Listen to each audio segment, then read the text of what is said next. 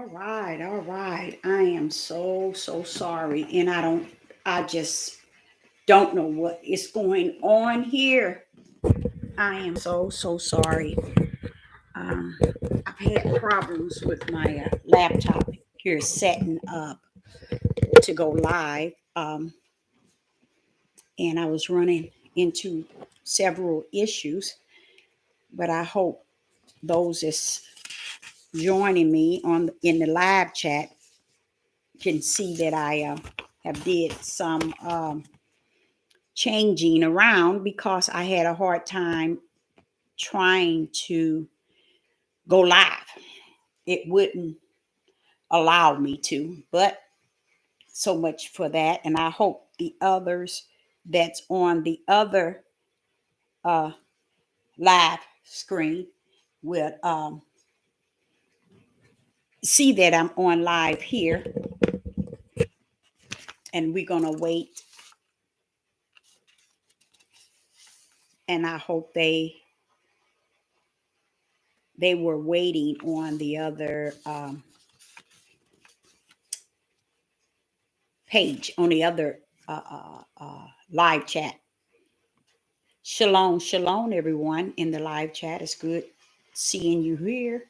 It's good to see you.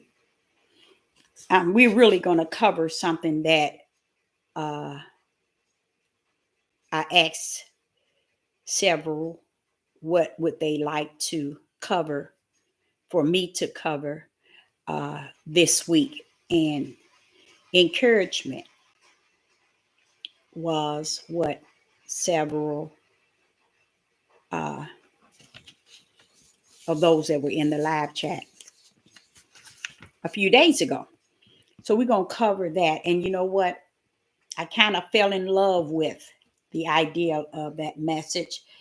It took a moment because I was dealing with uh, encouragement. I was dealing with that topic, you guys. Isn't that sad? And I guess I'm going to kind of talk about that at the end. And I'm going to give you exactly what the Spirit of the Most High gave me to give unto you regarding encouragement. And we can use some of that today. So those that were in a live chat a few days ago who came up with that topic, let me tell you, the Most High said that we can use that today because we might not fully understand that that is a situation that's only surround him. And we got to find ourselves surrounding him. And when we surround him, then we will begin to focus on him because he's in the center and we're surrounding him, trusting in his every move. Okay. And I think what's going on and why we need encouragement so we can go back to the basic of what he represents. Because a lot of times we're doing too much. And he's saying that it don't take all of that. It's too simple. And we're making it hard. And even we that are on all these platforms, including Deborah, we're making it too hard for people to just simply say or to simply just go before him in the name of Yeshua HaMashiach and just trust him in all the issues that's actually taking place and all the things that they have planned to take place. So he wants you all to be encouraged tonight. I'm going to take a minute for you all to just get your pencil, pen, and a piece of paper because these verses came from him. He knows who you are. He knows your heart. He knows who you are. Okay. He knows your needs. Okay. And the verses that he's given me is going to work on you as an individual. Each and every last one that would have an ear to hear what is about to be said so that you can be encouraged after tonight. That you can, hey, I can run this race. Get out of my way. I can do this. I got this. Okay. So that's pretty much what he did. He gave me, look here. You see here? And I'm going to go over these verses, not all of them, but I want to give you something that you can keep going back to so you can have that encouragement that you can have in the flesh. But I want to seal this message at the end, and why you must understand something is really actually greater in you. And we have this thing about not believing that it is really just that great in us than he that is in the world, or the things that's going on in the world. We got to really try to understand that he that is greater in us is greater than any issue that's going on right now. Any situation that's going on in your life, in your family life, in your city, in your community, in your neighborhood, amongst your how would I say it, immediate family, he's bigger than that. And it has a lot to do with faith and trust, you know, that he got this. So we're going to start with what he has given me here. We're going to start in Jeremiah 29. We're going to start in Jeremiah 29. Okay, we're going to get Jeremiah 29, verse 11. We're going to go to 14. Jeremiah 29, verse 11 through 14. Let's let's pray. Precious Father, we come to you in the name of Yeshua HaMashiach. Father, because we trust you. We trust you knows what we need. You know where we're heading. You know what we're going through. And we know that you know that we need encouragement. We need it not tomorrow or yesterday. We need it right now, Father, to carry us on. You know what we need, Father Yah. And we coming to you right now.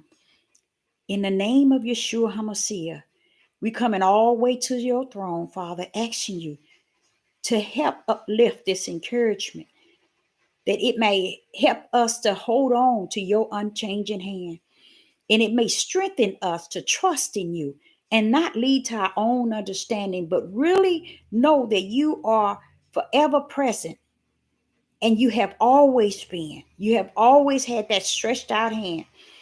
Father, we just want to say that we love you, and we ask you to just forgive us for the things we have done, said, felt, think. We ask you to strengthen us to walk upright before thee, Father, that we can be the light in which you have called us to be.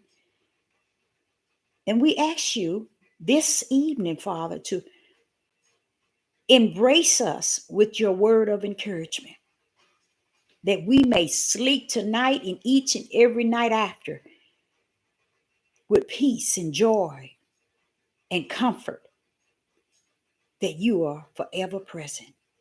And we want to give you all praise and honor and glory in the name of Yeshua HaMashiach. We know you the best of the best. And we're going to turn to you this evening, Father, for this encouragement. And we give you all praise and honor. Amen. Okay, we're going to start in Jeremiah chapter 29. And we're going to go to verse 11. Jeremiah chapter 9, verse 11. And this is encouragement. Okay. Verse 11 says, "For I know thy thoughts that I think toward you, said Yahuwah." Now see how that started off? I know thy thoughts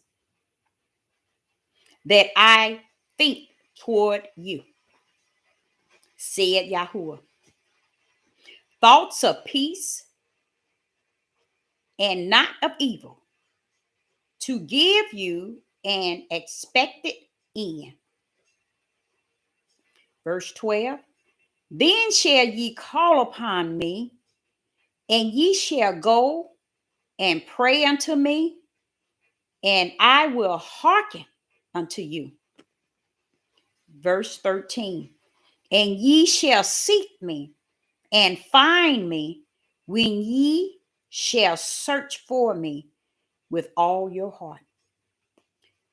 Okay, verse 14. And I will be found of you, said Yahuwah, and I will turn away your captivity, and I will gather you from all the nations and from all the places whither I have driven you, said Yah.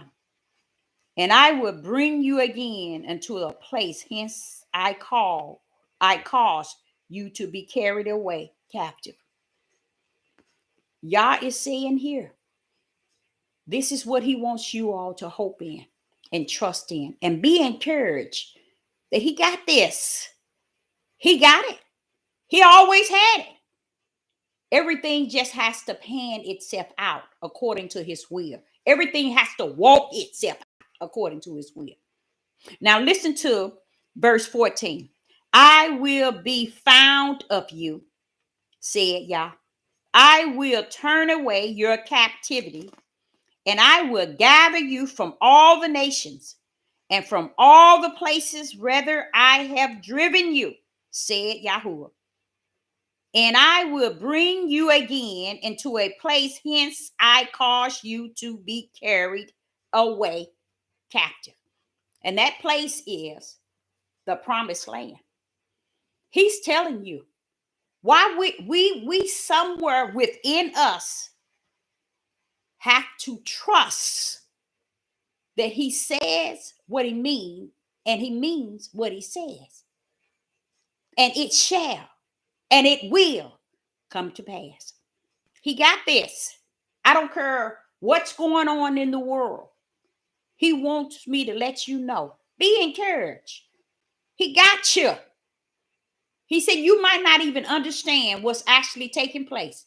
You might not even understand what tomorrow is going to look like or how it's going to turn out. He said just trust in him today and let tomorrow take care of tomorrow because he got it too. He has today, tomorrow, and forevermore. But we have to believe within us that he got this. It ain't over until he said that it's over. Okay. Now let's go to Thessalonians chapter 5. Thank you, Father, Yah. That was one encouraging chapter and verse. It really is, because he just laid it out. The first verse, the first chapter is Jeremiah chapter 29, verse 11 through 14. That was very encouraging. Let me tell you why. Because he laid it out. He started out wanting y'all to know that, look, I got this. I don't care what's going on. I got this. Okay. So First Thessalonians chapter 5, verse 9 through 14.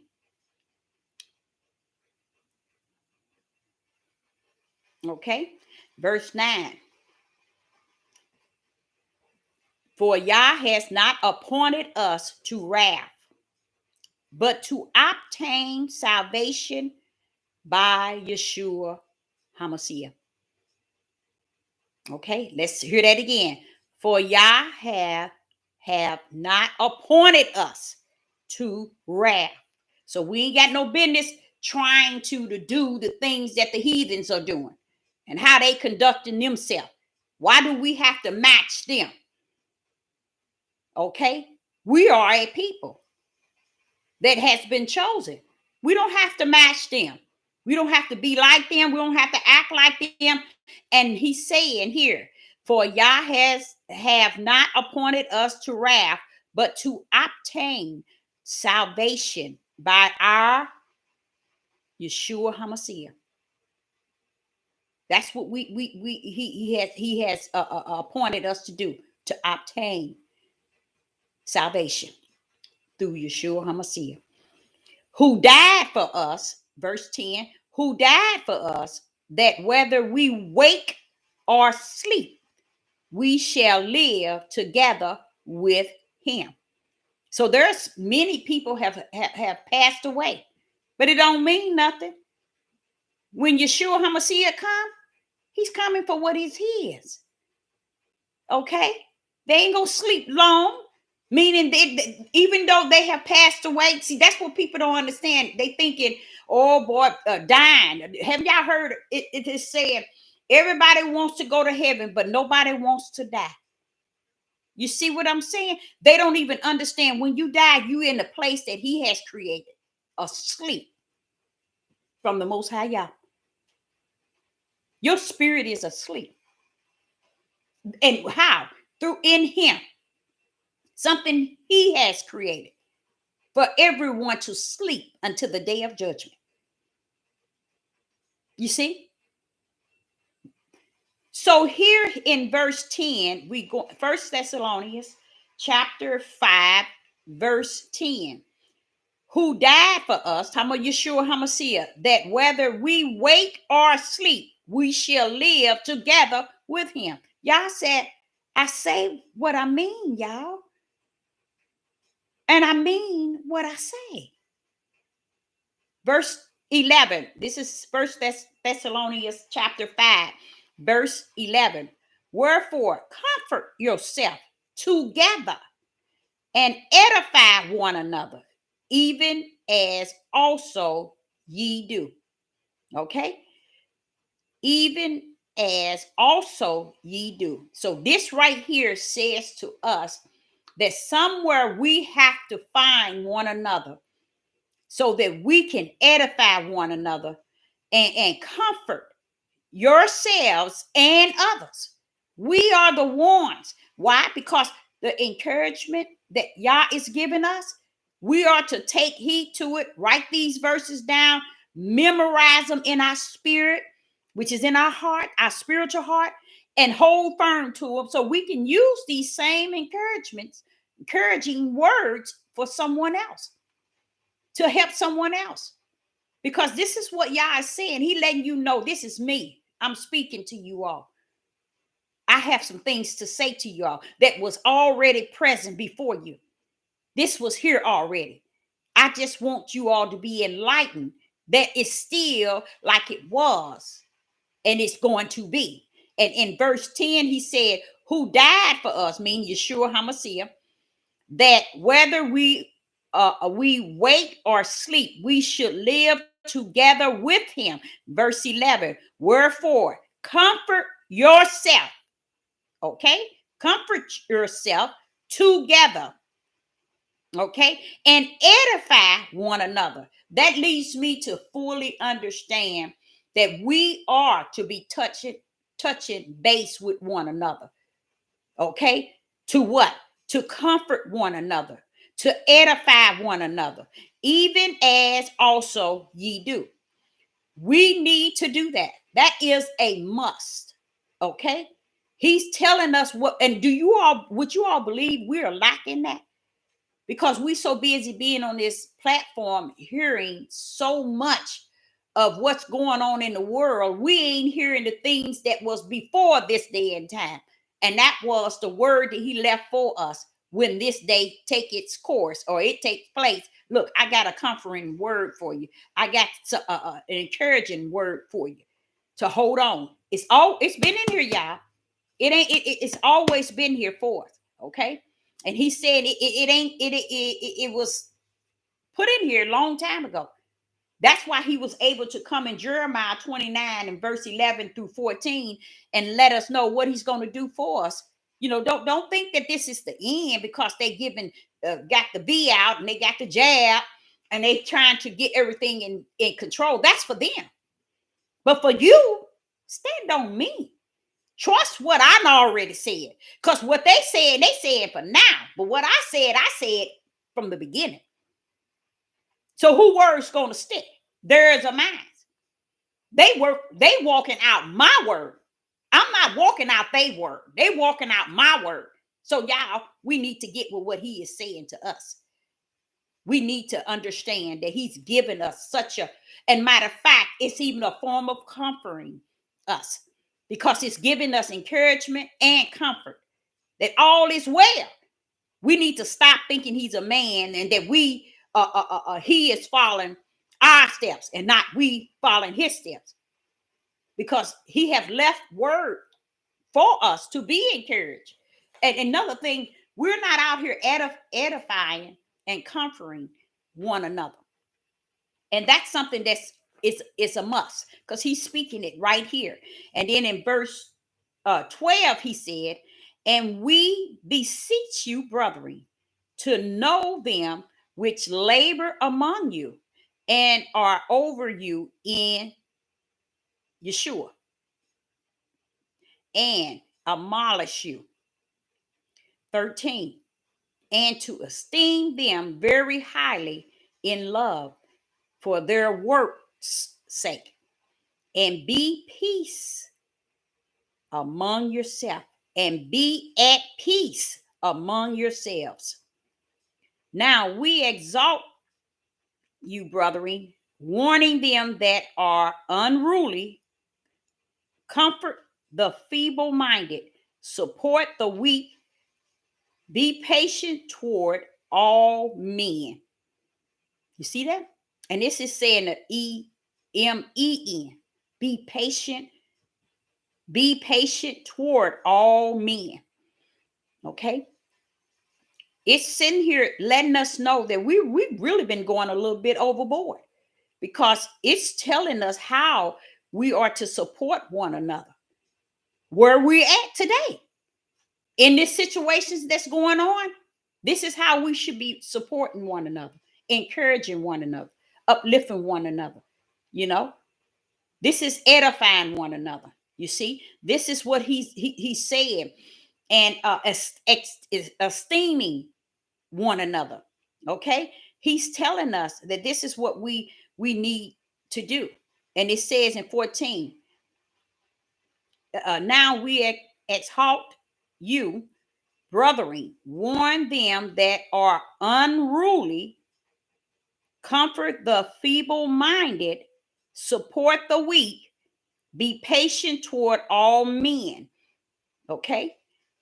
He even telling you how to warn them that are unruly. That's the issue I have when I say, ain't nobody saying nothing about it. Ain't nobody's, these men killing their wives and ain't nobody saying nothing about it. Believe it or not, we have to find ourselves in a position where we are warning them, to the point that if you can't shut up in this. He's saying here in verse 14 that, brethren, warn them that are unruly, comfort them comfort the feeble-minded, support the weak, be patient toward all men. He's actually telling the tribe of Judah to work within. That's what he said. Work with each other. Be there to help each other. And everywhere it is weak, the weak work, the strong work with the weak, and the weak even have a position to, how would I say, to work with others. Even though they might be weak in one area, they're strong in another. Oh, yes, they are. Okay, so we all have a place to be in this day and time. But because we so scattered abroad, where are we scattered at? In our mind and in our hearts. We scattered. We all over the place. We all over the place, to where we can't comfort one another. We can't edify one another. The brethrens can't warn them that are unruly, and comforting the feeble-minded, support the weak. We can't do any of that, because we all over the place here and in our hearts. all over the place. We are not where he is. He's informing us that we should be. And we wonder why we're stumbling and we're going through. This is why. We're all over the place. We're out of order. Okay. Now he went to John chapter 5. John chapter 5. John chapter 5 and verse 24. John chapter 5, verse 24. The Gospel of John, chapter 5, verse 24, 25, and 26, and it's down to 27. And the reason why it's going to 2 and 3 and 4 verses is because Yah is saying something. He's sending a message. He's trying to encourage each and every last one of you in a way that you can get that, hey, I got something to say. I'm saying this.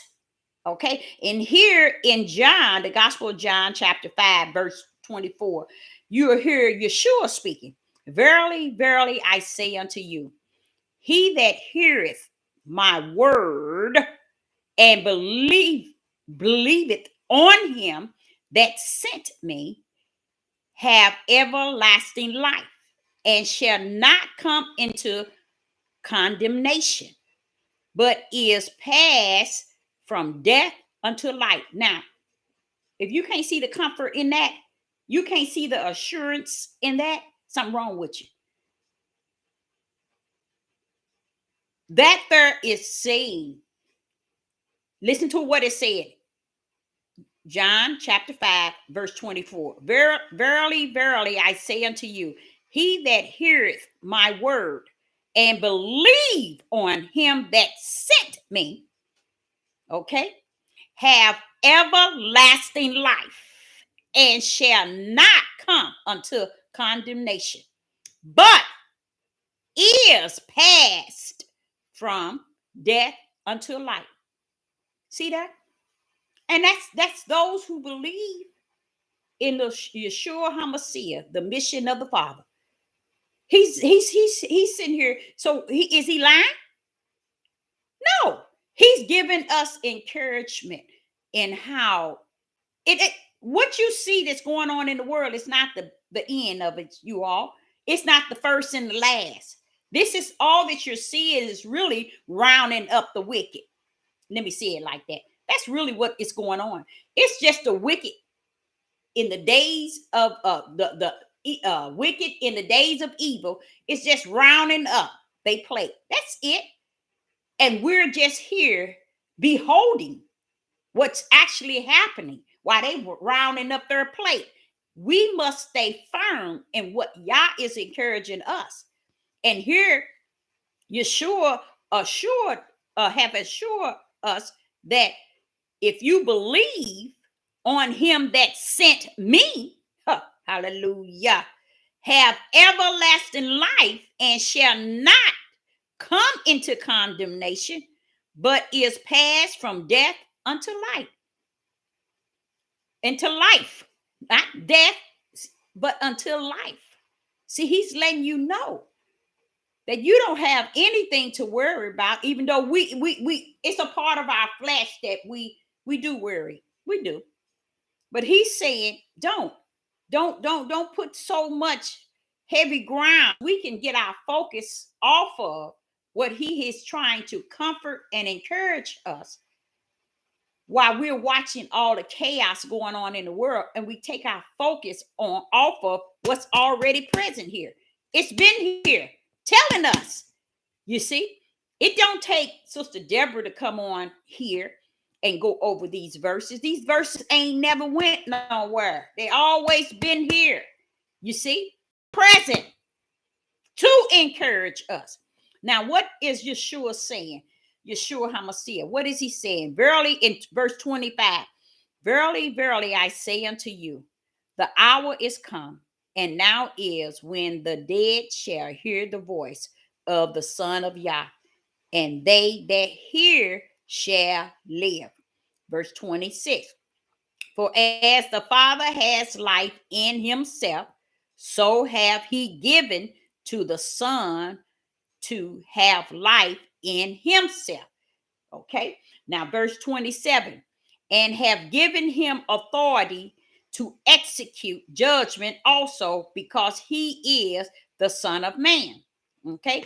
And this same setup that the Son of Man has and the Son of Yah, the Father, has, guess what? It's what we have now. The same setup. And it's hard for us to believe that we have something to look forward to. We don't have to see what's going on and figure out if this is the end, or, oh, they're going to do this, they're going to do this, they're going to do that. This is not even the end for us. You see, we're going to live eternal when many others has already died, yet they living. You see? So he wants us to be encouraged that, okay, this is not it, y'all. What you're looking at, yep, it's sorrow. It's real sorrow. It's things that's actually taking place. It's going to be sad and sorrow. But if you get enough of my word in you, that it would encourage you and lead you and guide you, that you may trust that in spite of what's going on in the world, I'm going to be in that comfort place that he has promised me. That's Yah's promised me. You see, so I don't have to be like many that's out here that's struggling with what's actually going on. You don't have to claim to be, you don't have to go a route, because you got a bigger route with Yah. But you have to know that you have that route. You have that place that you can lean to, that individual you can put your head on his bosom. Why? Because he said it. But see, what happens is when you got so many messages, and the messages is just leading us to all the issues of the world, and not lead us to the comfort, the one who bring comfort to us while we're left in this world, while we're in this world. And guess what? That would be our battle right there, because we're not getting anything, no food for our spirit to assure us that look for places and comfort, and in the world ain't gonna encourage you. Yeah, that's why he left his word and told you that he'll come and abide in you, because we're looking in all the wrong places. Okay, now we're going to Revelation 14 and 13. In Revelation 14 and verse 13, Revelation 14 and verse 13, and it reads, and I heard a voice from heaven saying unto me, write, blessed are the dead which died in the Lord, which is Yeshua, from henceforth. Now let me say that again. Revelation 14 and verse 13. And I heard a voice from heaven saying unto me, write, blessed are the dead which died in Yeshua from henceforth. Yea, said the Spirit, that they may rest from their labor, and their works do follow them. You see, more insurance that we will rest from our labor. Okay, those that die in who? Yeshua. Those that die in Yeshua. See, a lot of people thinking it's going to be a people. See, and that's what kind of messed up too, because a lot of people have their own way of putting it. Oh, it's about us as a people. And when you say that, you really don't include Yeshua HaMashiach. You got too much information on we the people to where you have forsaken Yeshua HaMashiach, the door in which you have to go through just to get to Yah. And that's what is that is really what all the Hebrew Israelite movement and the awakening is about, focusing on a people and not on the Savior. Okay. But here in Revelation 13, Revelation chapter 14 and 13 said, and I heard a voice from heaven saying unto me, write, blessed are the dead which died in Yeshua. Okay. From henceforth, yea, say this, yea, said the Spirit, that they may rest from their labors, and their works do follow them. Y'all's gonna be looking at it all. I mean, he ain't gonna be looking at it. He got all the T's crossed and all the dots, I's dotted. And we run around thinking it's what the world is doing. That's really what it's all about. And it's not. Just imagine, no matter what goes on in the world, Yah still is in control of it and in control of what's in your life.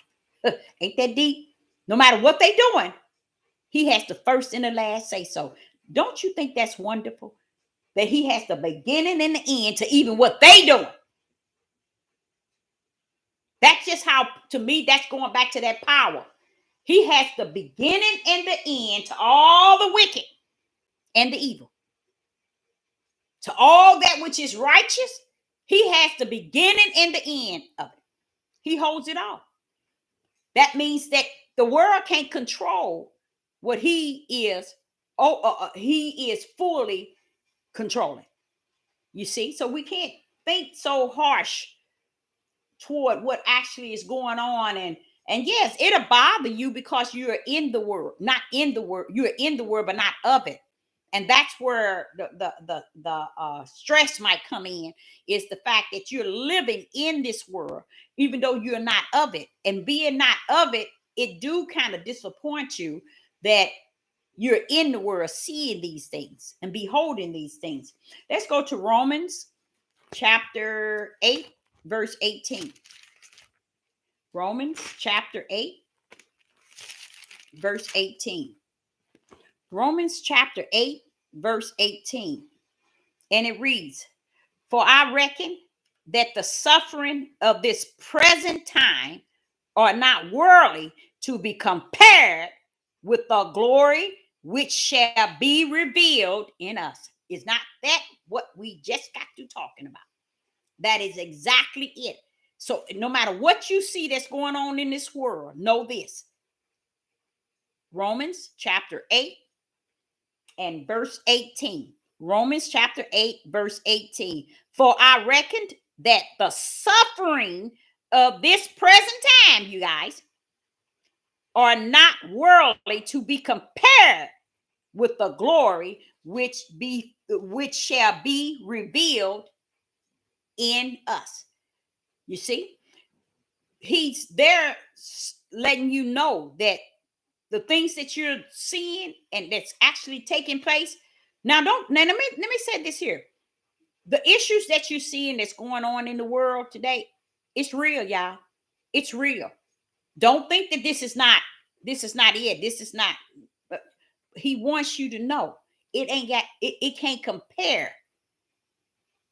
It will not compare, and nor can it compare for what he has revealed in us. So we have to understand it's something in us which we know is greater than he that is in the world. And what he's going to reveal to us, we're going to look at these issues that's going on in the world and say we was really flipping over backwards and going crazy and stressed out because of all these things that they're doing. When you mean this, it was already, it's bigger than that. In you, Father, you have found a place for us to escape. Yes, he has. And you know, you don't hear it. People don't talk about it.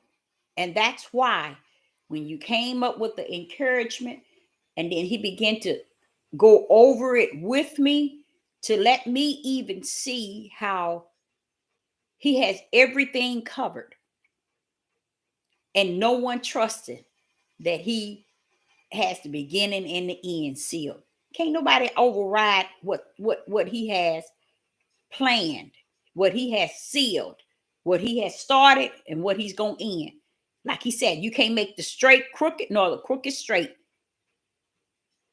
So what Solomon said, all is vain and vax. Why? Because the plan of the man, which he's not a man, the plan of the Most High Yah is way above and beyond what we're seeing in the world today.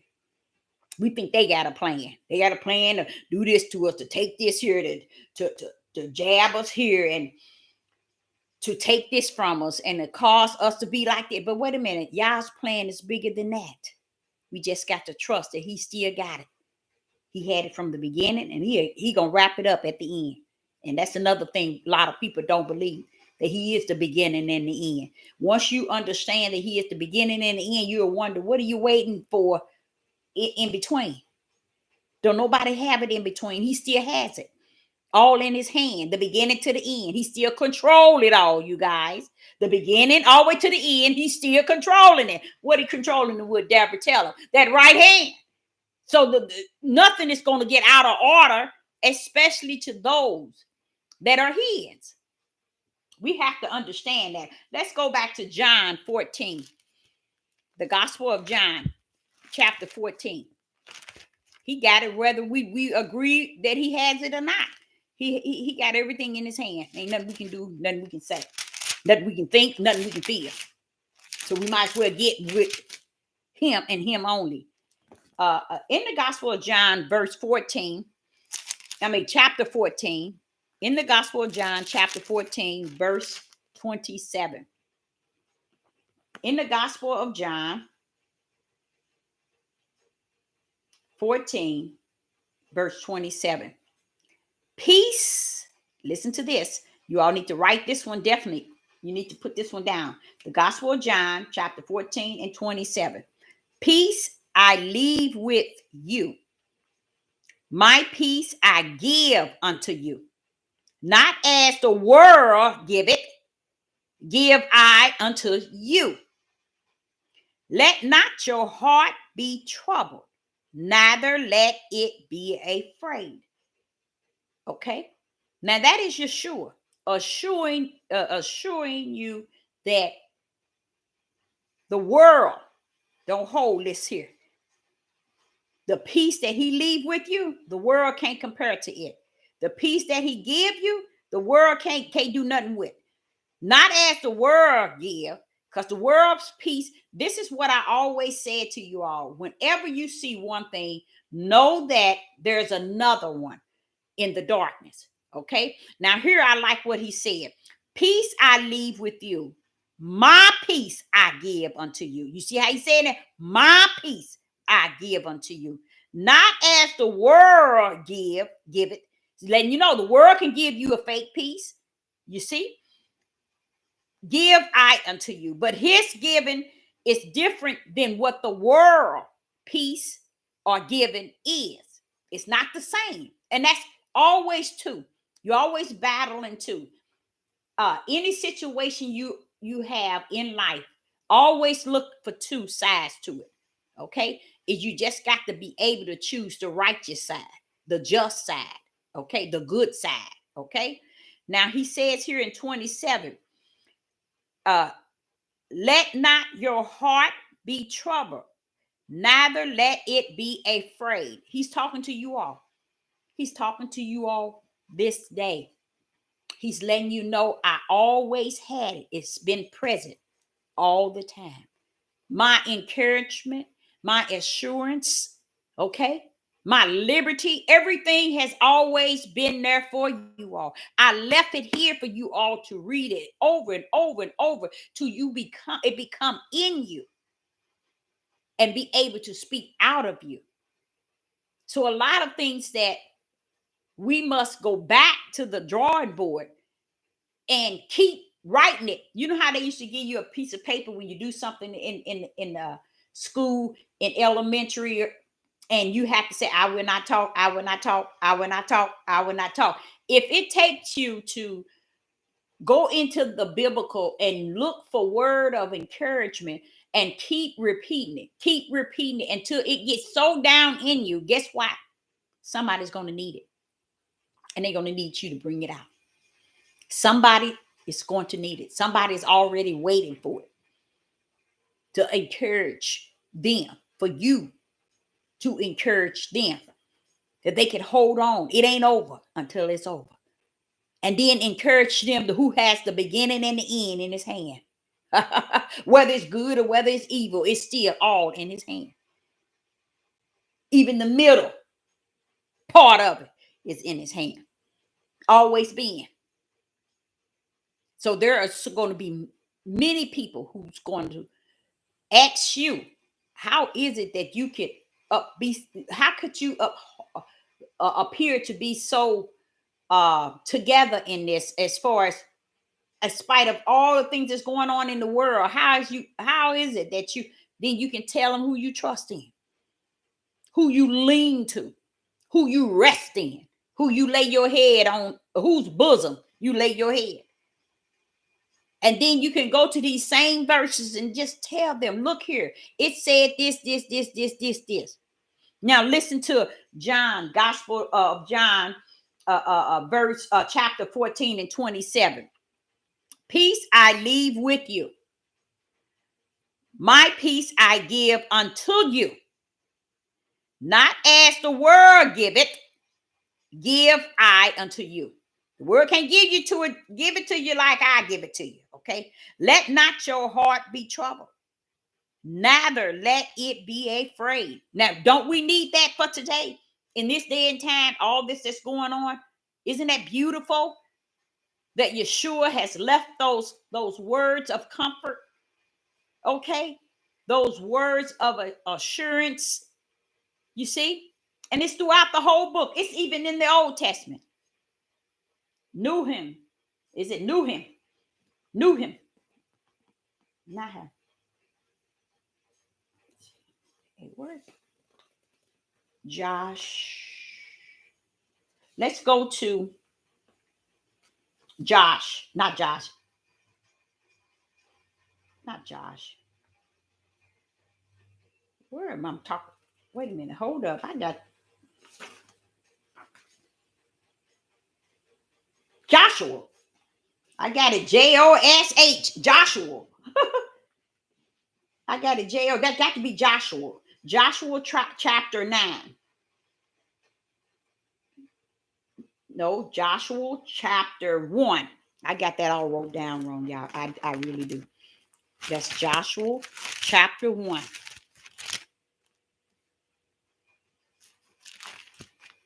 Joshua chapter 1, not Josh. Chapter 1 and verse 9. Listen to now. This we're going back to the Old Testament now. See, he always had encouraging words for us from the beginning. Even when he told Adam, he left the light on, so the flaming sword, so he may find his way to the tree of life. See, encouraging him that it ain't over. It ain't over. You see, I'm leaving the light on so you can find your way to righteous. See, and we don't give him no credit for being who he is, that awesome creator, that all in all. See, he was doing that in Genesis when he told Adam that he left the light on, the flaming sword, that he may find the flaming sword on every corner, that he may find his way to the tree of life, which is righteous. Let him know, even after he had sinned. You see, do you see this type of creator and how his spiritual mind is? If that is not what you call really caring and compassionate, okay, and giving and gave, because he's constantly giving and gave, which is his love. Okay, so in Joshua, I said Josh, but it's Joshua. I spelled it wrong. Okay, chapter 1, verse 9. And this is in Joshua, chapter 1, verse 9. Have not I command thee, be strong and of good courage. Be not afraid, neither be thy dismayed. For Yah is with thee, whithersoever thy goeth. You see what I'm saying? Say, for instance, they take you and put you in a how would they say it? Those little camps, in any some type of camp or some type of building, and they do things to you. Be not afraid. Oh, you all, I'm just feeling this. I'm telling y'all, I know you all might not understand this, but that feel good to me. That is it, that is blessing me right now. Listen to what it said. That's Joshua chapter 1, verse 9. Have not I command thee, be strong. Have not I command thee. You know that command means instruct, instruct, direction. He gave us instructions and directions. Be strong and of good courage. Be not afraid. He threw out the whole Bible telling us to be not afraid. Now, isn't that deep for a creator to tell us we're living on this earth in this chaos to be not afraid? The only reason why he would say that is because he know if we trust in him, we ain't got nothing to be afraid of, y'all. That's all he said. You ain't got no business being afraid. So be not afraid, neither be dismayed, for Yahweh is with thee whithersoever thou goest. Is that not real? So if you can go to Canada, you can go to Russia, you can go to Africa, and he still said, don't be afraid. Don't be dismayed. I am with thee. That's what you call encouraging words to let us know we can hold on. We got something to hold on to. Do you all know 99.9 don't have that hope? That they got something, or not something, but someone to hold on to? Many. But Yah is saying to us tonight, you all have something to hold on to. Hold on to it.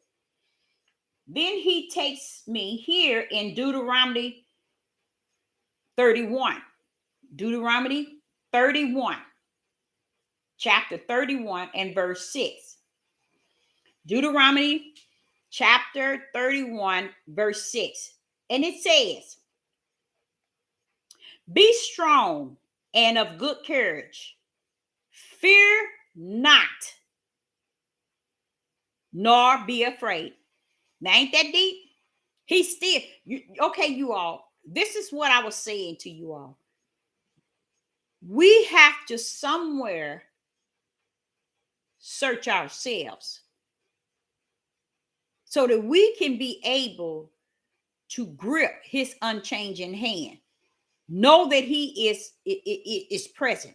We have to somewhere feel like we are really trusting in him, because he's still saying, fear not, be not afraid of them, for for Yahweh,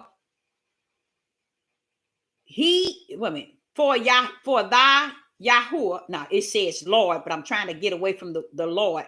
Thy Yah, it is that do it goes with thee. Wait a minute, let's get, I ain't got the, let me do that again. In Deuteronomy chapter 31, verse 6. Be strong and of good courage. Fear not, nor be afraid of them. For the Lord thy God, he it is that doeth go with thee.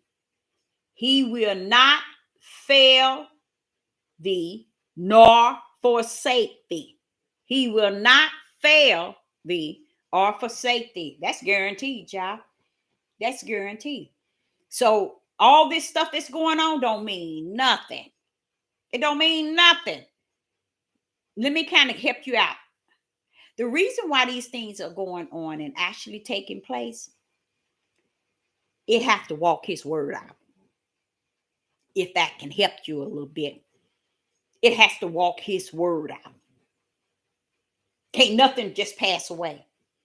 It got to go according to the way he has ordered it. So everything that's going on, know that the same Father, the one that's telling you don't be afraid, don't be dismayed, don't fear, know that he have you, you know, that same one that's saying all those nice kind words, still and yet and all that's going on, it's just walking his word out. The same one that said, I got you. They walking his word out. You get it?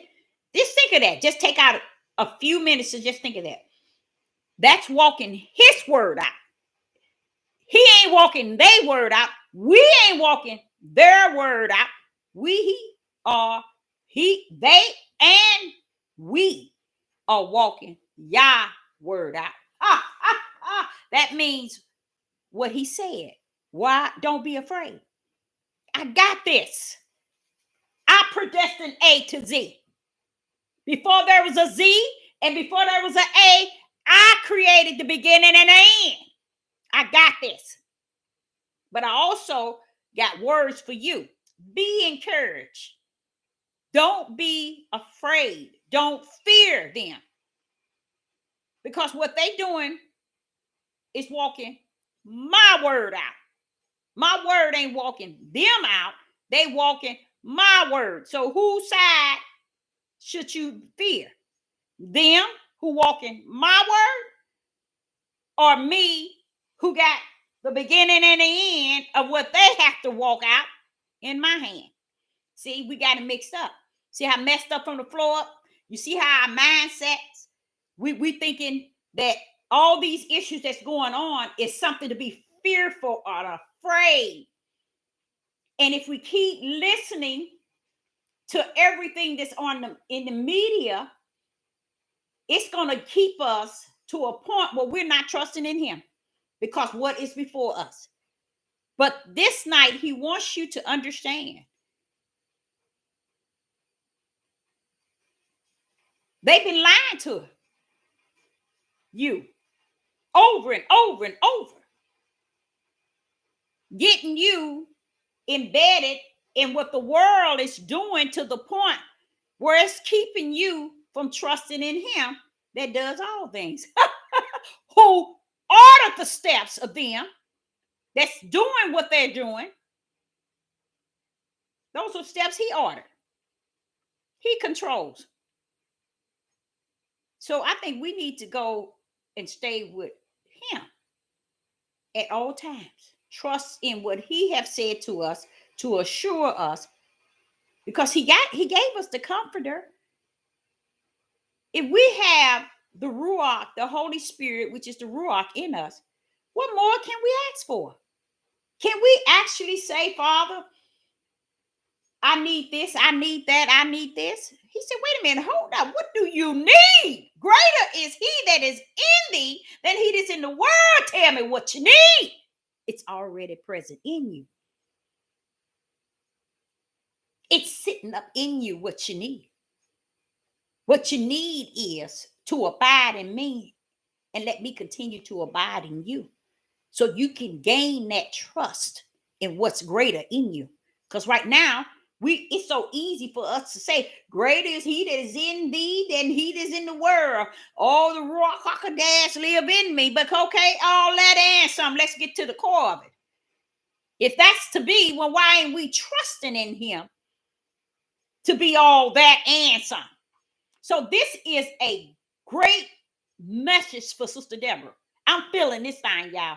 I'm feeling it because when we be honest with you, it giving me an eye open. It's my eyes are being open as I speak to you all. As I'm speaking to you all, it's opening up my eyes, because even Sister Deborah being in the flesh, even though I know greater is he that's in me than he that's in the spirit, that's even helping that little pin needle of fear. Oh, they gonna do this. They gonna do. They still doing it on who time? Who time clock are they on? They got to go get their time card and clock in on y'all's time. We missing it. They away, but everything has to be fulfilled. Why? Because I got a time clock they got the clock in on. So we have to fulfill what he already predestined, ordained before the foundation of the world.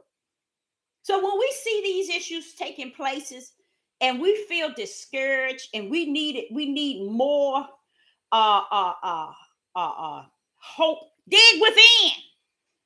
That's why I put on there encouragement / understanding, because we got to understand now,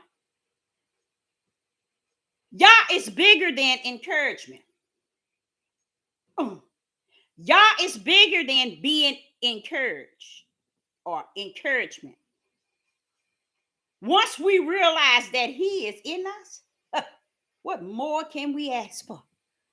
You see? But we have to see him like that. It's something that you have to feel. You got to get with him. And you know what happens? A lot of times through your testimonies, through things you have went through in life, draws you to his bosom, where you can just lay your head, get up in his lap and just lay your head on him and trust that he got this. He got this. So that's what he's saying here, is we need to trust that he got this thing. And you know what? I'm sitting here talking to you all, and I never thought of it like I'm saying it. I really didn't. That's why I know I'm learning something. When I say to you all that, wait a minute, we walking his time out. He ain't walking ours. So that's something to think about. He ordained, predestined everything before the foundation of the world. We are walking his word. The elites, the beast, Satan, the false prophet, the Antichrist, all the wicked in the world, all the evil in the world, all the righteous, we are all walking his word out. And we down here thinking, we down here acting like he walking our way, our word. What? Think about that. I never thought of it like that until I was saying it on here. And I'm thinking, wait a minute. That gives you a whole different outlook. It makes you realize, don't be afraid of what's going on. He knew it before it was. Before heaven and earth was created, all of this that we're seeing, he's seen. So if we can with giving that power back to him and who he is, and trust that's that all power, he know what he's doing, and it's set, it's finished. That's why he's saying, fear not, be not dismayed. Don't be afraid, because he know he got it all in control. Hey Deborah, what you scared for? What you scared for? What? Ain't nobody gonna force you to get to be. What you scared for? They gonna get you in the camp? But even if they did, why are you scared? I got this thing worked out from the beginning to the end. These people are walking on my time. I'm not walking on their time. I am time. Time belongs to me. I'm the beginning of time and I'm the end of time. Tell me, why are you afraid, Deborah? You and everybody else is walking on my time. All I'm asking you to do, look at me. Look at me, Deborah. Look at me. Keep your eyes on me. Trust me. And then you won't be falling in all these traps that want you to fall under fear and be afraid. But what about him that's greater in you, Deborah? Greater is he that's in you than he that's in the world. I know you're flesh, and sometimes flesh causes you to fear, but let me tell you something. How could anything be greater than who I am? I'm the beginning to the end. Time is me. I control it all. Why can't you trust just they can't do nothing to you? That's what he's saying. Be encouraged. that if I'm going to walk in the light because the light is walking in me, I ain't got no business being afraid of the dark because he is the controller of dark too. Wait a minute. But who am I looking? So you mean to tell me I ain't got nothing to worry about? Because A to Z is in he. And A to Z is walking the one that's greater in me. Stay encouraged. Okay, now in Corinthians chapter 12, stay encouraged. Faith is a substance of things unseen, but yet believe. That's why I'm telling you, you ain't got no faith. You got a faith in your flesh, but it will never be able to stand side by side by the faith that Yah, the gift of faith that Yah gives us. Because faith is a substance of things unseen. So I can't go getting it because I can't see it, but yet believe. Why? Because he gave you the gift to believe in him. And we thinking it's about us. It's our choice. It's our will. Yeah, baby. Ain't nothing. How can anything be your choice? And he predestined and ordained everything in the heavens. When did you come down? And where were you when he planned it? Did he get your okay? Did he tell you where it's at? Oh, did he have you to help him to create the heavens and the earth? Oh, did you create the moon too? See, we need to put him where he belongs in all power. And we need to get somewhere and sit down. Take a seat, a back seat, fall behind him so we can keep an eye on him. Because we think we so close to him till we all up on him. He walking and we all up on his back. We all up on his shoulders, clamming up on his shoulders. Because we think we there with him. No, you ain't. Sister Deborah ain't there with him. So ain't nobody else. Even though they get on this platform and pretend, they ain't nowhere near her. They way in the back, just like Sister Deborah, keeping our butts behind them so we can see his every move that he has prepared for each and individual. Okay, let's go to Corinthians chapter 12. That's when I said people be up on him, on his shoulders, on his back. That's people who think that they know him so well, every move he make. Wham! He made a left. Wham! He made a right. He get ready to make a, oh, no, he finna make another right. No, you don't know him like that. You'll never know him like that. And nor will I. So stay in the back. 12. That's 2 Corinthians. 2 Corinthians chapter 12, verse 9. 2 Corinthians chapter 12, verse 9. And it reads, and he said unto me, my grace is sufficient for thee, for my strength is made perfect in weakness. You know what that means? Do y'all know what that means? Hold up. I'm going to go back to that. Most gladly, therefore, will I rather glory in my infirmities, that the power of Christ. Don't you see that? Don't you see Christ? Christ is the power. They didn't know that. They still don't know it.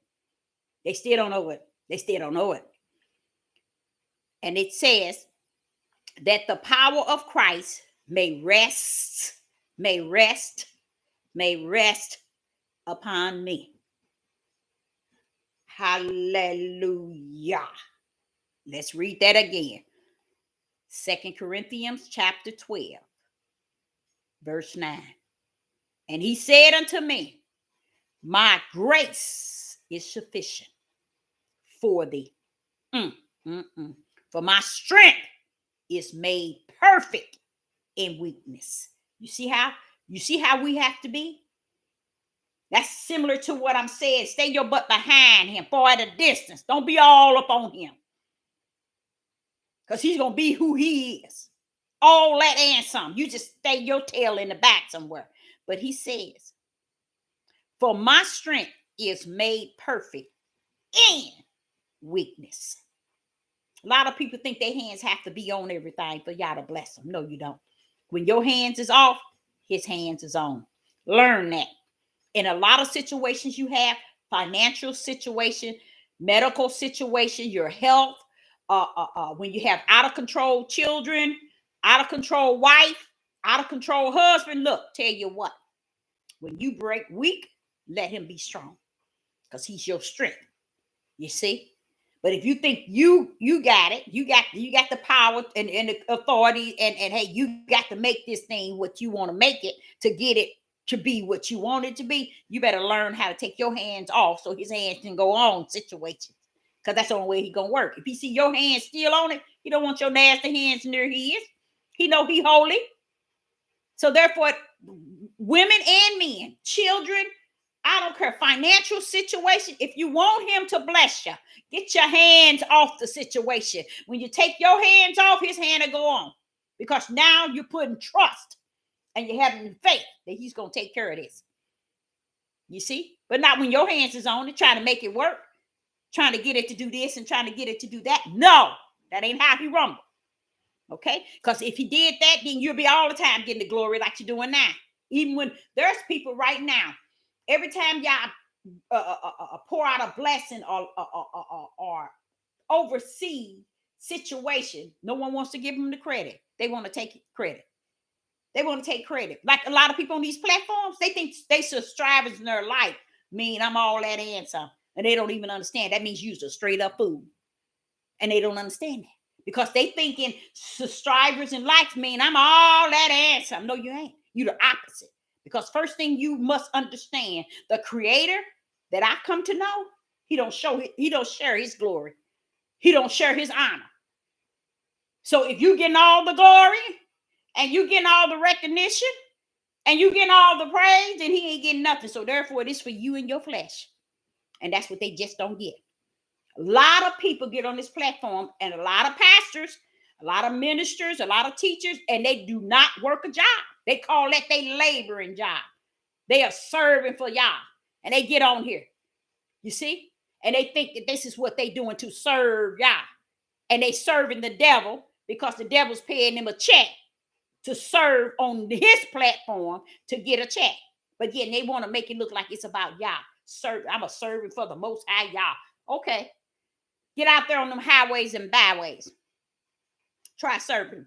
Get out there in the orphanage and where the widows are at. The homeless. You see, get out there where y'all is at 24/24. I bet you wouldn't go. You wouldn't go. No, because you got to be where you feel you safe. That's your faith. Your assurance that you all good in that. As long as you on these devil platform. Come up off these platforms. Okay. So I love that what he's saying. I want to read that one more time. 2 Corinthians chapter 12, verse 9. And he said unto me, my grace is sufficient for thee. My strength is made perfect in weakness. Most gladly, therefore, will I rather glory in my infirmities, that the power of who? That the power of who? Christ may rest. Hallelujah. What that resting at? May rest upon me. Hallelujah. Do you hear about that rest? You hear that rest, y'all? Telling you, a lot of them don't know who that rest is. They think they do, but they don't. Okay. Okay, let's go to while we're here in Corinthians, 2 Corinthians chapter 4 and verse 16. And I'm gonna stop here, okay, in case anyone have any questions. 2 Corinthians chapter 4, verse 16. 2 Corinthians chapter 4, verse 16 through 18. 2 Corinthians chapter 4, verse 16 through 18. And it reads, for which cause we faint not, but through our outward man, though our outward man perish, yet the inward man renewed day by day. Now, see, I like what he said there. You know why? That's another something that 99.9 don't know nothing about, y'all. I'm gonna tell y'all something. To know what I'm about to say, 99.9 don't know this. He's talking about two parts, just like I told you, everything is two. What I like about what he said in verse 16, for which cause we faint not, but though our outward, that means our flesh, perish, go to the ground, okay? Yet the inward, which is our spirit man, is renewed day by day. You see that? So even though we don't understand that we got a spirit that's in us that is renewed day by day, when the Ruach HaKodesh abide in our spirit, we are renewed day by day. So the things on the outer part of us, we know it's telling you it perish. That's why I was saying, don't get so caught up in people trying to master the Old Testament for the outer man. Let's come on to the inner man. That's what Yeshua was coming to fulfill. To give that inner man some oil, that his light may never go out. Not that outer man now. Now see here, it's telling you the outer man goes to what? What does it say? The outer man perish. Why? Because he dies and he goes back to the earth. He wants you to know, but the inward man, because there is. A lot of people don't even know that. They don't know that they have an outer man and an inward man. Because they're so busy telling people they got a soul, they got this. No, you got a spirit, which is your inner man, and you got a flesh, which is your outer man. Okay, and your inner man is renewed day by day. That ruach is in there. It is in there. And what? And verse 17 said, "For our light afflictions, which is but a moment." See, that light affliction that we have is but a moment, working for us a far more excellent, eternal weight of glory. Okay? Verse 18. While we look not at the things which are seen, but at the things which are not seen. For the things which are seen are temporal, but the things which are not seen are eternal. Now, when he said seen and unseen, he's letting you know we focus on our outer man, this that perish, this which we can see. And that's what Sister Deborah have said several times. We search, we want to see. We want to see and believe. We want to hear and believe in our natural ear. We want to only base things based on what we see and what we hear. But guess what? That's not it. That don't even rest in eternal. That is just temporal. It's going to come and go. It's going to perish with that flesh. Let's come on to the real thing. That which you cannot see, which is your spirit. That's why we have to find ourselves really studying under the Ruach to understand that we got another being. We got another man in us. It's a spiritual being. And we don't, I'm going to tell y'all, 99.9 don't know that they have a spiritual being, which is another man in them. But it is spirit. That's the part that abides with Yah. That's the part Yah come in and abide in. He ain't got nothing to do with your flesh. He come to your nasty flesh. He's coming to your spirit. And you're going to abide in him, and he's going to abide in you. That is eternal. So all this stuff that's on the outer man, this goes to the ground. But this is what people are doing. They're focusing on the outer man. And that's what's causing the great falling away, is on the outer man, because the outer man is losing their hearts for Yah. They don't have no heart for it, because everything that they're learning and understanding is so rooted in the flesh, to where the focus is only on that which is fleshly. That's why you can't focus on the outer man and the outer appearance to the point. Now, I ain't saying go out here and wear certain things to draw attention. That's nasty. I ain't saying male or female. Don't be drawing attention to your body. Sister Deborah, I'm gonna show you an example. Let's use me. Say for instance, I I had real long nails. You see what it looked like now? I had real long nails. When I was in high school, my nails used to grow really nice. And I used to always like to polish my nails because I just knew I just had pretty nails. Anything I fall in love with on the outer appearance, hear me now. Because this is real. This is real. Anything that I fall in love with on the outer appearance, y'all make sure he suffered it to be destroyed. Because too much of my thoughts are going toward my outer. Okay? Too much of my thoughts are going toward my outer. 3 weeks ago, my nails were real nice. I don't go get fake nails. I do everything on my own. Okay? And I bought me like 4 or 5 different fingernail polish that was the new ones, the colors that's out. And I was like, everybody came around me, my family that came around. And when I went out to, they took me out for a dinner. Everybody would say, oh, your nails, your nails, your nails. Did y'all know what happened? About 5 days ago, those nails went just nowhere. And then when I took the polish off, my nails were so ruined. It was like, why do they look like this? They look horrible.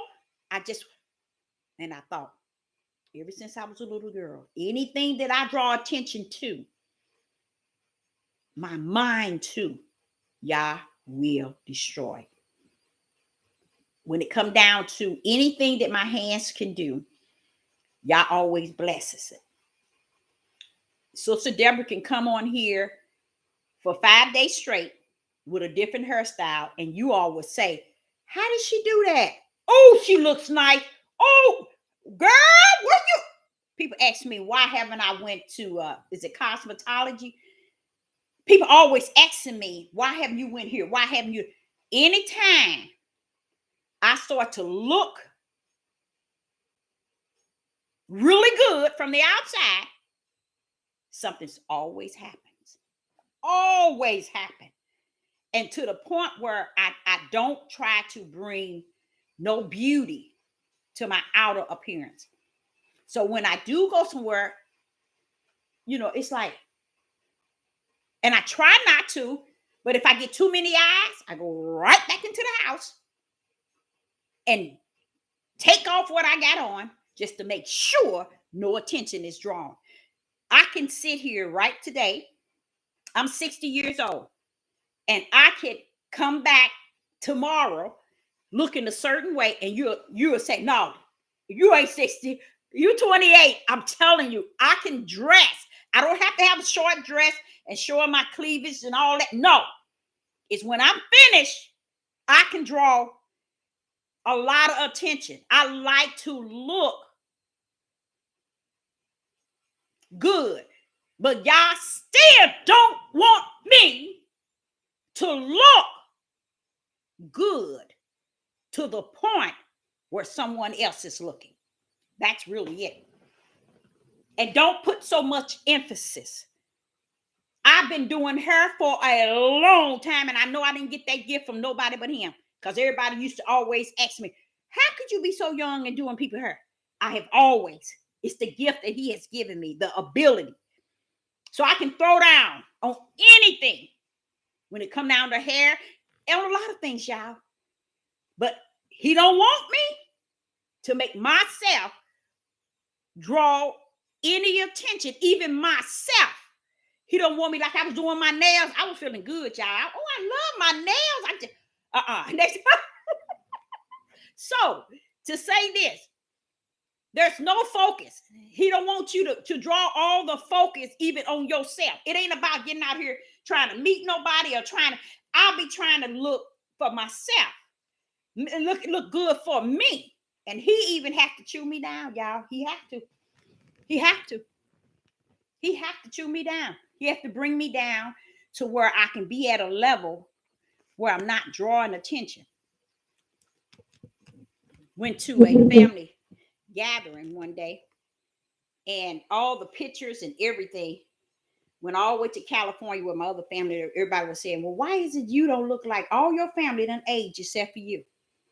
Because I look like this, but I don't have to look like this.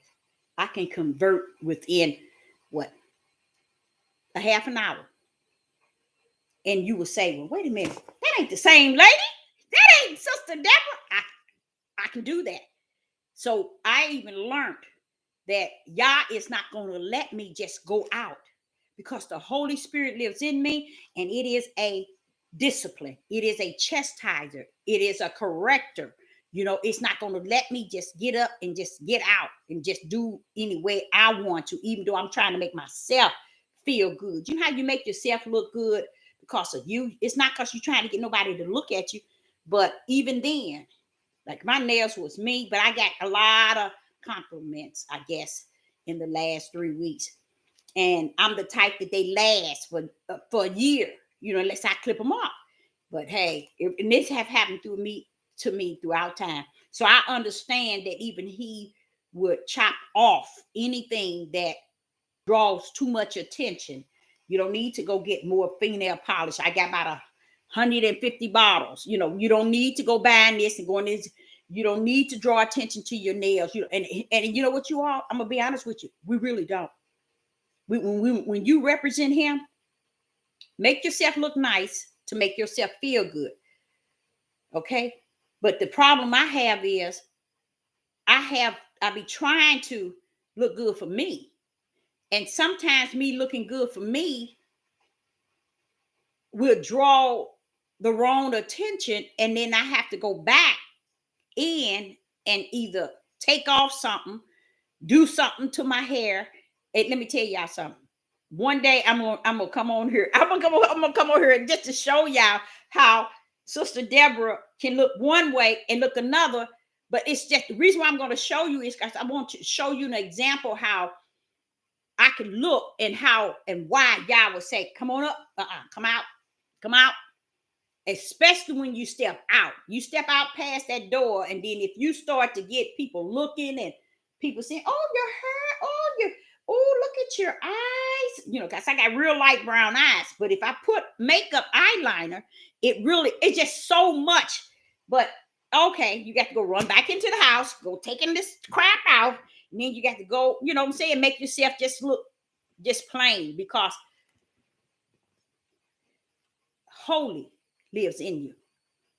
You got to represent that holy. And I love it when he chastises me and disciplines me. I ain't going to sit here and lie to you. I don't have no issue with him doing that. That's why I know I got a friend. He's more than a friend, but I love my Most High Yah, because he don't let me get by with nothing. He might let a lot of people get by with some things, but Sister Deborah can't get by with it. I never forget when I had a shirt, that a velour shirt that I had. Oh, I love that black and red shirt. He told me, he said, no, men wear those. I said, it's wintertime, Father, and I just love the feel, and I love that I can wear it with anything. No.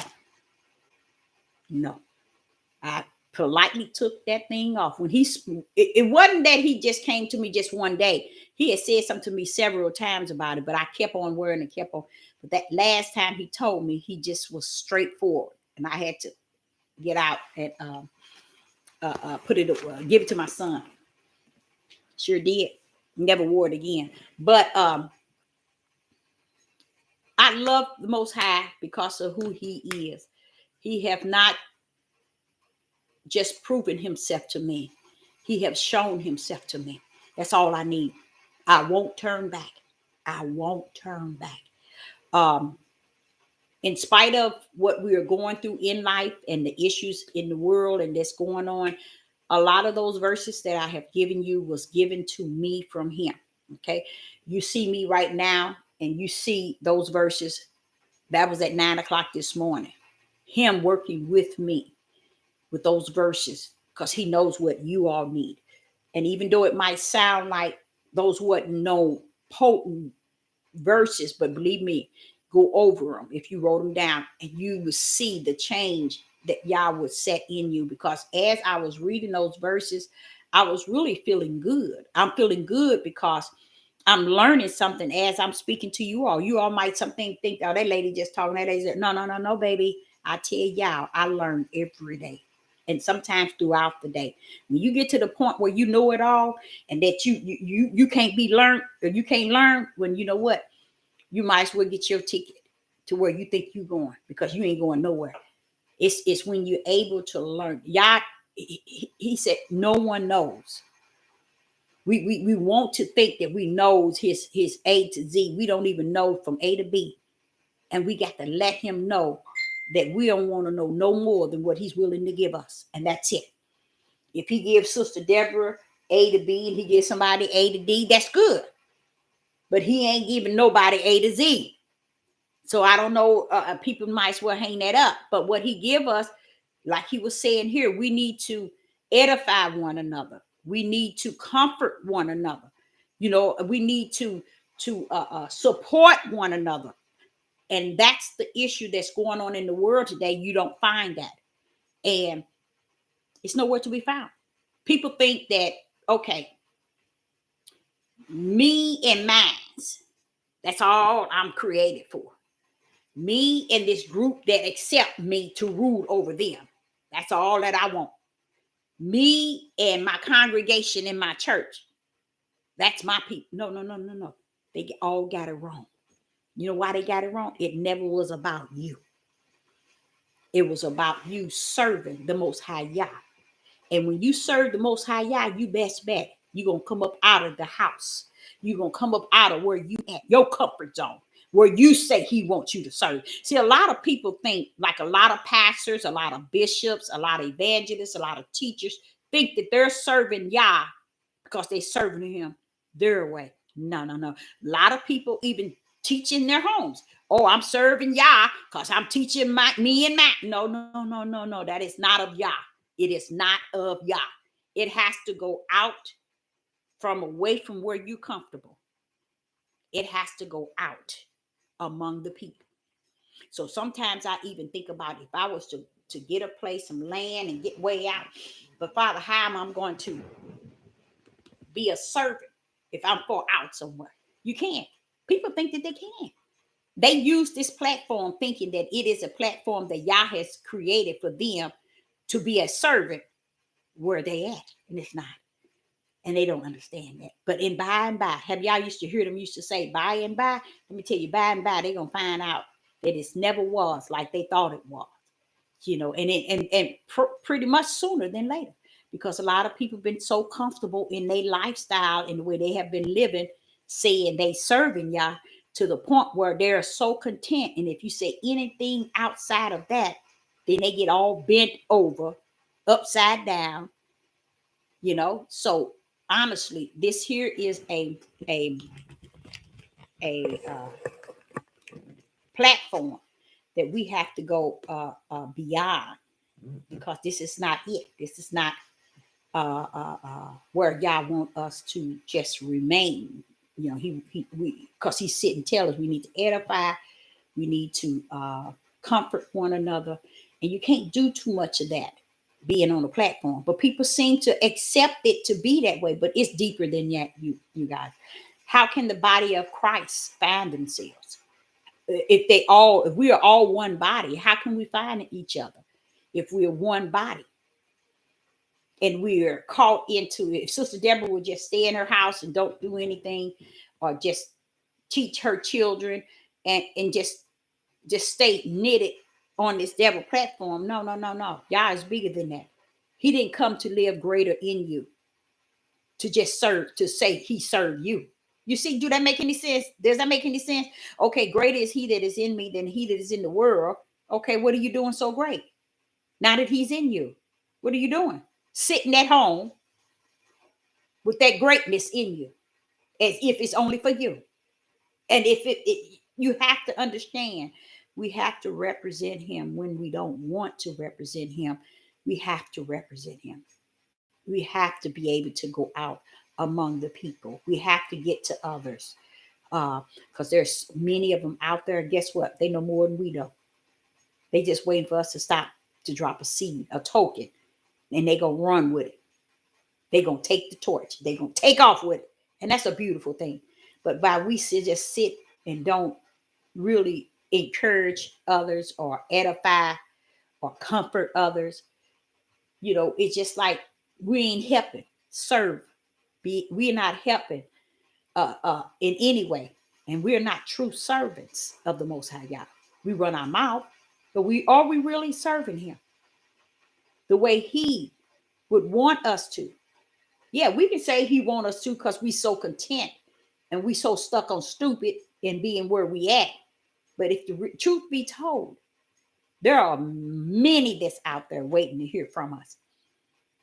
Anyone have any questions?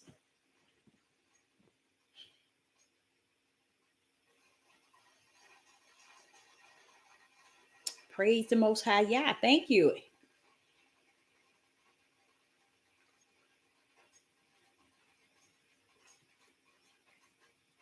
Thank you so much.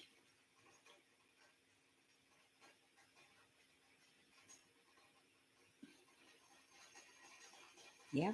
Just imagine you remember when Yeshua had separate the goats from the sheep, and he said to them, when I was hungry you fed me, when I was thirsty. Them sheep said, when did we do that? See, when did we do that? You see what I'm saying? They did it not even knowing, because it wasn't so much like how the church and everybody said it is. It's when you become that servant and you know something in you greater, and you go out and share that with someone. Just dropping a seed can cause those who already got the mission to take it from here. You'd be surprised.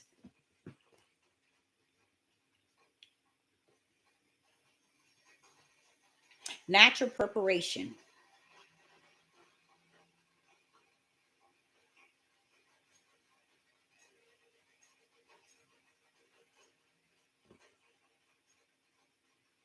Kerosene heaters, I think, is wonderful.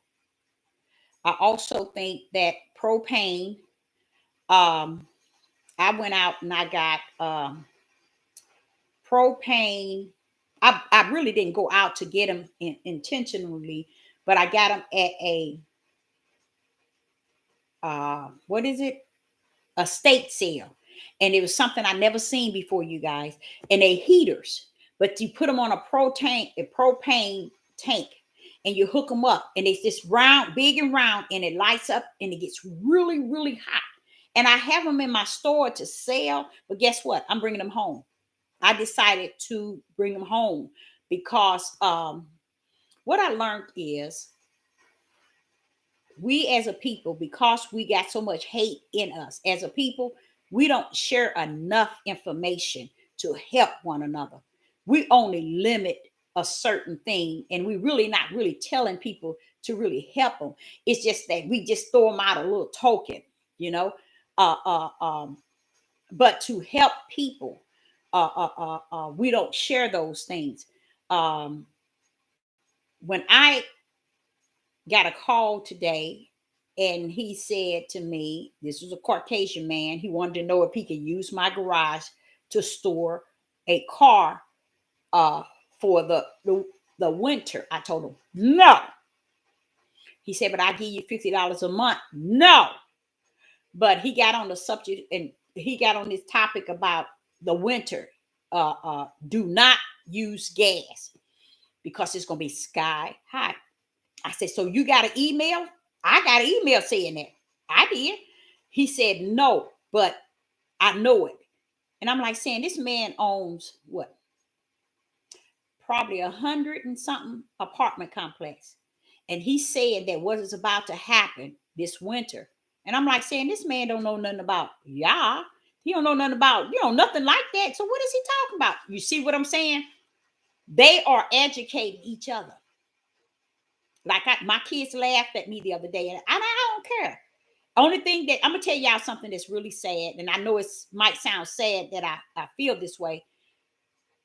I have been putting up supplies for the last 2 years. Okay, now probably 2.5 years, and they joke around and say that you're hoarding, and that shows you their ignorance. They don't know. You're putting stuff away for nothing. you know. And what I learned this week is the Caucasian people, from what they're telling me, y'all, they got so much stuff put away. And when you said like heaters, and they're getting prepared for things that they don't have to use electric nor gas. So I'm going out this week and I'm getting a lot of wood, and I'm gonna put them in my garage. A lot of wood, you know, you can buy it and bungle, or somebody might have a lot chopped up. Put it away. Put it away in your garage. Kerosene heaters, those work really nice back in the days. My mom them used to, not used to. It was like, when did I go to California? Oh, that was a long time ago. 1990, 87 and 8, when I was staying in California with my brother. My mother and them was here where it's cold, and they wanted to, because the gas was so high. And I came in and I bought them like 6 nice size kerosene heaters.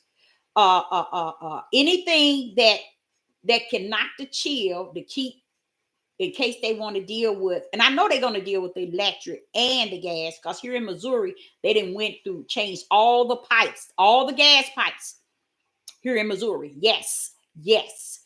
And the electric, they've been working, changing the electrical boxes and everything. They're really getting prepared. They're not getting prepared. This has already been in their plan. But what the Caucasian people are telling me is they are so ready. Do you think a lot of these people left their jobs uh and was willing to turn away because they got the pension set up, they got a lot of stuff set up, but they also are prepared. They got stuff put away for at least a couple of years. But us as a people, look how my children teases me. I have batteries, first aid kits, all kind of light lamps, and you know, everything that I have is not, it has nothing to do with electrician. Or I have I got to go see tanks, so I can put those. I got 3 of those heaters that you put on the kerosene. I'm not kerosene. I think it's, what's that stuff? Not kerosene. Propane tank. That's what I have to get. Anything that, and you know what? I'm gonna tell y'all something that I started to tell you, which is kind of sad. I'm not even. I don't even feel like I'm doing it for me. Matter of fact, I know I ain't. It's for my children. I'm putting away all this stuff for my children. While they laugh at me and say, "Why are you putting this here away? Oh, it ain't gonna get like that." You know, this is what they say. But I'm gonna live to see their eyes and see them and how they're gonna react. They better hope they live to see that day. Because you know the thing about it is, I prepared, and like you were saying, kerosene heaters, anything that doesn't, you, if anything you can get that doesn't carry electric nor gas, that'd be really good. It's good to get electric heaters though, because I don't know if they're gonna really mess with the electric, but the Caucasian people have been telling me, and I'm telling you the truth, they have. They even come in my store and said, "You got your stuff ready, Miss Deborah?" I said, "Yeah, I got whatever I'm gonna have." But they always telling me what they got. They got this. They even dug holes under the grounds and got stuff that they got grass and wood over to keep hid. I mean, they just off the chain. Now they don't know nothing about what Sister Deborah knows spiritual, but yet they preparing for something. But then our people stand around and we don't want to tell each other how to prepare or what to get. I advise you all to get you at least, I would say, 50 to 100 packages of seeds. And it's not to grow. If it come down to it and you have uh, uh, the ground to grow, but put that aside, because that is also what y'all told me is food for, if you don't have any, you can take a seed and it would be your nourishment for that day. I was like, wow, one meal, the one seed, just one seed out. And I trust him. I don't go saying, but how can that be? Well, this seed is like a mustard seed. I believe what he said. And that's what I trust in. So things like that, your water, first aid, batteries, candles. Candles are really good. I said I wish I could show you all that I have so you all can get some sort of idea, but I was told that it's not good because when that time comes, they're gonna know, people are gonna be looking for those who have certain things. But that's I got pretty much a lot of things, but it's not for me. I don't even feel in my spirit that it's for me because I know I have him. You know what I mean? It's almost like he's gonna be my food. He's gonna be my provider, and it is just being him being in me is gonna be good enough for me. That's how I see it, y'all. That's how I feel it.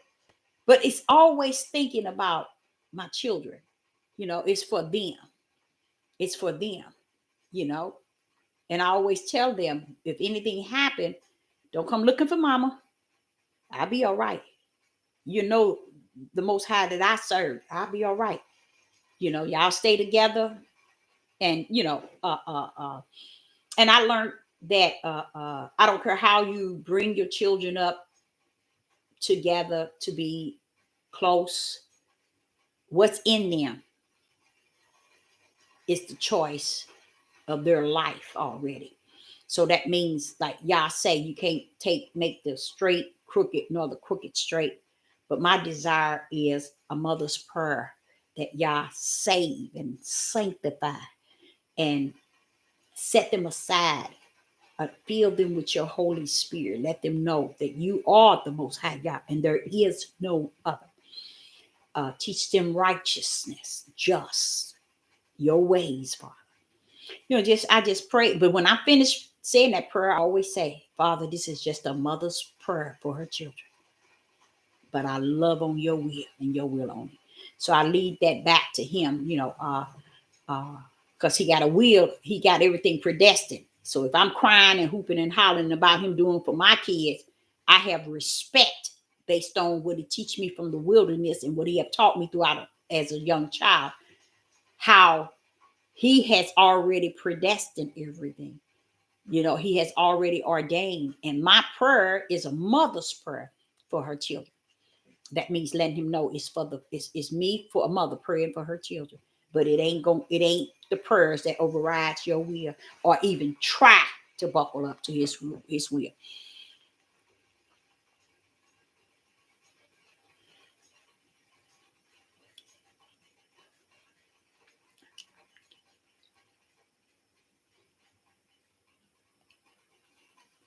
Yeah. And it's really a lot of strength in them because, like I said, as I was saying it to you all, I'm like, honestly, I was saying them to you all and speaking to you all, but it was making me feel good. And I was saying to myself, well, didn't you just read these over today? When you the one doing the search? But that shows you it wasn't me, it was Yah giving me these verses. These are not verses that Sister Deborah sat down and said, oh, these is verses Yah knew that would be needed, and then I learned something from it. I'm like, wait a minute. All this assurance that you have given us from the Old Testament to Revelation, you mean to tell me? Why are we worried about what they doing? Why? Why are we troubled about what they doing? You know what I'm saying? If you really look at those verses, you say, well, wait a minute. Then the part that got me when I was saying to you all is we walking his word. He ain't walking ours. So why is it we're thinking we're going to join what everybody on the YouTube, Facebooks, Instagram, and all the news media said to bring that, instead of that, to bring that fear and that fear and causing us to be afraid and stressed and what we're going to do, what we're going to get, what we need to do. And y'all sitting here saying, wait a minute now, Deborah, y'all walking my will. I ain't walking y'all's. So if y'all walking will. I'm the one you're supposed to be trusting in. And if I'm saying it through the biblical, to trust me. Trust me. I'm the one, y'all. I'll keep you. I'll be there for you. I'll bring you out. I'll take care of you. Why are we worried about those that's walking the same will that we're walking, which is Yah's will? We ain't walking their will. They walking Yah's will too. Just think of that. Just think of the Antichrist, the beast, and the Satan. They walking Yah's will. Y'all ain't walking their will. So why are we afraid of them? We need to be afraid of the one that got the will from the beginning to the end, which is Yah. Why is that backwards? We are backwards. We are so backwards. So when I was saying that early, I'm sitting here saying to myself, hey, that make a lot of sense. That is such a comfort all in itself. When you understand that we walk in the Creator's will. What? And that same Creator telling us, Deborah, lay your head on my bosom. Deborah, trust me. Just know, I got you. I done had you since you was a little girl.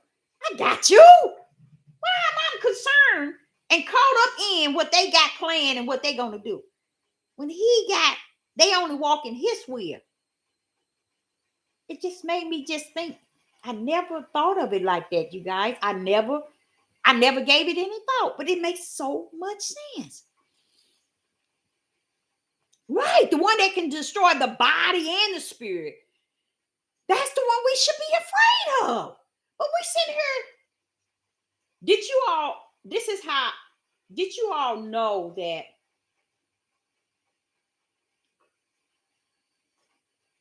death itself is something that it's not something that one is going to experience, the other one isn't. And it's such a quickie.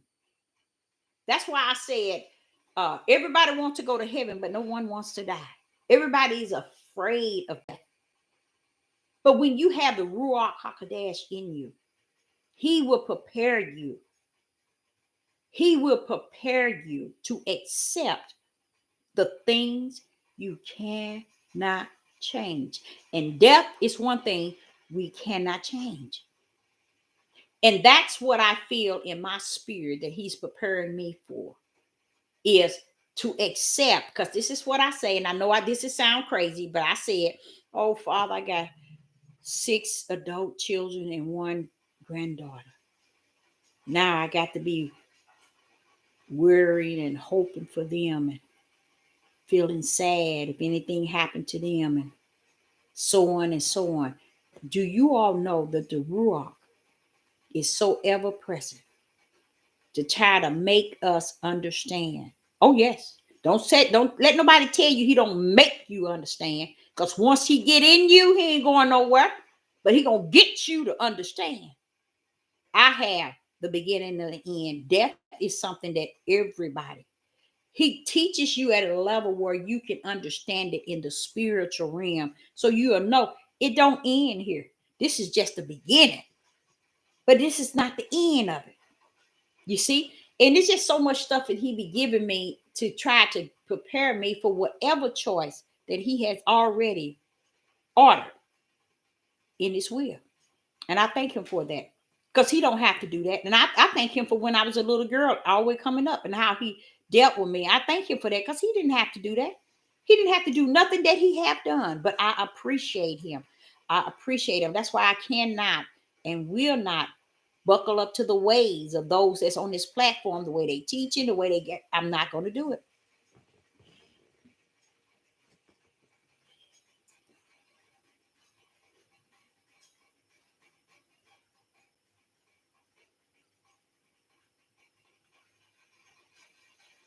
Yes, it does. That plastic around. I got a lot of that in my store as well, where you put to keep the cold air out. Man, I sell it out of the store. Yeah. Mm-hmm. Weatherproof the house. Yep. Mm-hmm. That'll be the best bet. That'll be the best thing, because it'll keep that cold air. So Sister Deborah, been on here already 2 hours, almost in about 5 minutes. I want to say I appreciate everyone coming on this evening and joining me uh, this evening. And I will say that I will be back.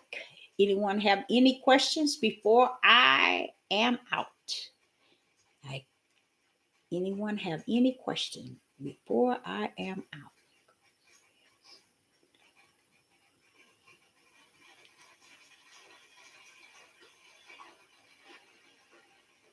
Oh yes, it helps with the keeping the cold air out. Yeah, thank you. So Sister Deborah, say again and again, appreciate you all, love you all. Thank you for tuning in, and I will be back. So I say, shalom and shalom.